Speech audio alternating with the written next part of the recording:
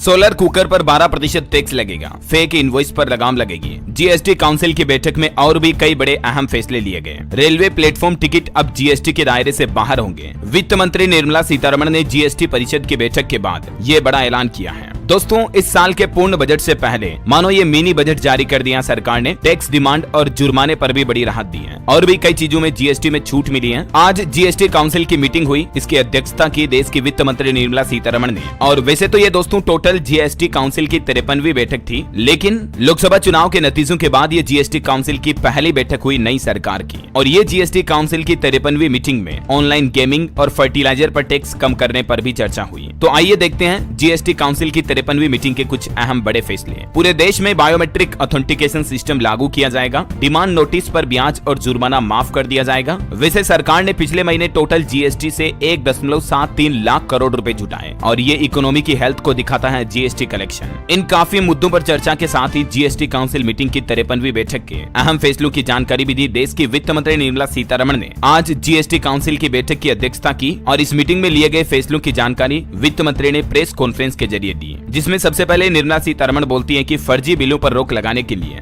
Phased manner यानी कि चरणबद्ध तरीके से पूरे देश में बायोमेट्रिक ऑथेंटिकेशन सिस्टम लागू किया जाएगा। दूसरा बड़ा फैसला रहा, काउंसिल ने मिल्क कैंस यानी कि जो दूध के डिब्बे होते हैं उन सभी पर एक समान 12% की दर से जीएसटी निर्धारित करने की सिफारिश भी की है। और इसके साथ ही फायर स्प्रिंकलर्स समेत सभी प्रकार के जो स्प्रिंकलर्स होते हैं उन पर अब 12% की जीएसटी दर लागू होगी। ये फायर स्प्रिंकलर्स क्या होते हैं देख सकते हैं आप, नोजल जैसे। और वहीं सभी सोलर कुकर जो हैं उन पर भी अब 12% जीएसटी दर लागू होगी। इसके अलावा रेलवे द्वारा प्रदान की जाने वाली सर्विसेज जैसे कि battery operated vehicles, intra railway services, इन सभी को जीएसटी से मुक्त कर दिया है। वहीं सरकार ने घोषणा की है कि डिमांड नोटिस पर ब्याज और जुर्माना भी माफ कर दिया जाएगा। ये क्या है जरा समझिए। वित्त मंत्री ने कहा कि अपीलेटेड अथॉरिटी के समक्ष अपील दायर करने के लिए अधिकतम राशि 25 करोड़ रुपए से घटाकर 20 करोड़ रुपए सीजीएसटी प्री डिपोजिट कर दी जाएगी। छोटे टैक्स पेयर्स की मदद के लिए जीएसटी काउंसिल ने साल 2024-25 के लिए रिटर्न दाखिल करने हेतु GSTR4 के लिए 30 जून तक की तारीख की सिफारिश की है। मुकदमेबाजी को कम करने के लिए जीएसटी काउंसिल ने अपील दायर करने के लिए हाई कोर्ट के लिए 1 करोड़ रुपए और सुप्रीम कोर्ट के लिए 2 करोड़ रुपए की लिमिट भी सिफारिश की है। यानी इतनी लिमिट तक के फैसले ही अब सुप्रीम कोर्ट हाई कोर्ट में जा सकेंगे ऐसा। वैसे आपको बता दूं जीएसटी काउंसिल की अगली मीटिंग बजट के बाद, जो जुलाई में बजट आएगा उसके बाद अगस्त के मध्य में आयोजित की जाएगी, ये भी डिसाइड किया गया। और इसके अलावा भी देखिए आप, बजट से पहले मानो मिनी बजट जारी हुआ। जीएसटी काउंसिल के फैसलों के बारे में